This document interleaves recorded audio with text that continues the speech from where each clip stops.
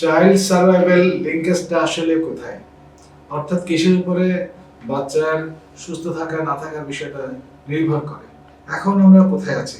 2025 সালের ডাটা হচ্ছে আমাদের infant mortality rate INR around 24 পার 1000 চাইল্ড বার্থ, এবং নিওনেটাল মর্টালিটি এর মধ্যে হাইয়েস্ট, এর মধ্যে 15টা বাচ্চা যার 1000 বাচ্চা শিশুর মধ্যে তারা নিওনেটাল নবজাতকের জন্মগ্রহণের সাথে নানা রকম জটিলতা, সাধারণত প্রিম্যাচুরিটি, বার্থ অ্যাসফিক্সিয়া এবং নিউমোনিয়া এবং আদার ইনফেকশন সেপসিসে মৃত্যুবরণ করছে। এটা হলো কারেন্ট ডাটা। আর এটা আগে কত ছিল? Before the partition, the begin Inception of Bangladesh, এটা ছিল অনেক বেশি, অ্যারাউন্ড 6 টাইমস, 6 গুণ বেশি ছিল। তো সেটা কমে আসছে, দিন দিন অনেক কমে আসছে। বেসিক্যালি আমরা 6000 মতো শিশু বিশেষজ্ঞ, এই এই total 96 year 40% of the child population total, এগুলো আমরা টেক কেয়ার করছি। আগে সেখানে ছিল মাত্র 200।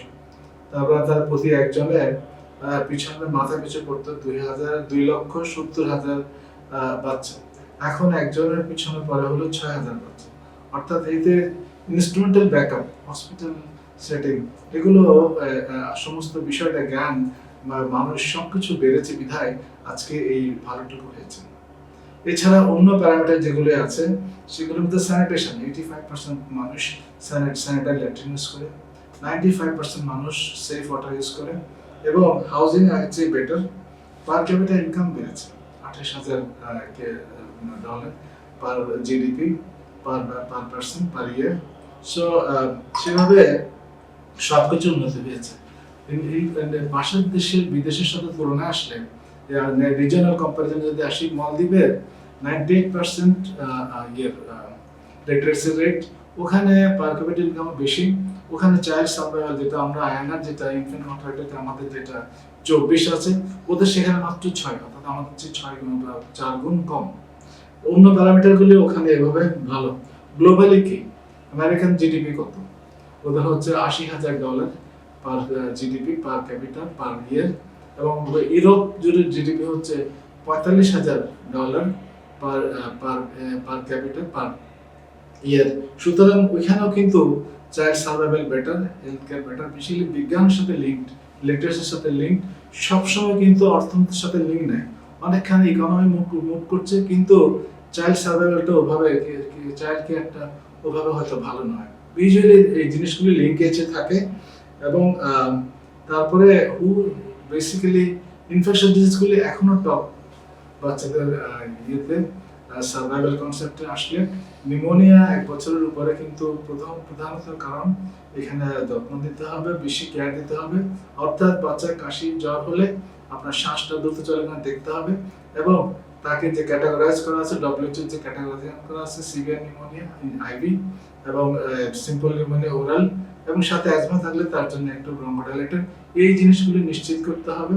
ভ্যাকসিন দিতে হবে। ডায়রিয়া ডেথ এখনো কিন্তু 10% of the death under 5 diarrhoea আছে। সুতরাং ওখানেও খাবার যে পাতলা পায়খানা হলে স্যালাইন খাওয়াতে হবে, ডায়রিয়া টিকা দিতে হবে।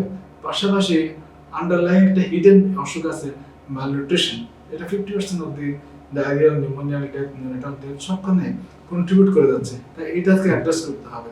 একটা সুস্থ বাচ্চা প্রায় 7-8 মাস কিংবা তারপরে 5 বার 5 রকমের খাবার খাবে, মোটা হবে না, আন্ডারওয়েটও থাকবে না।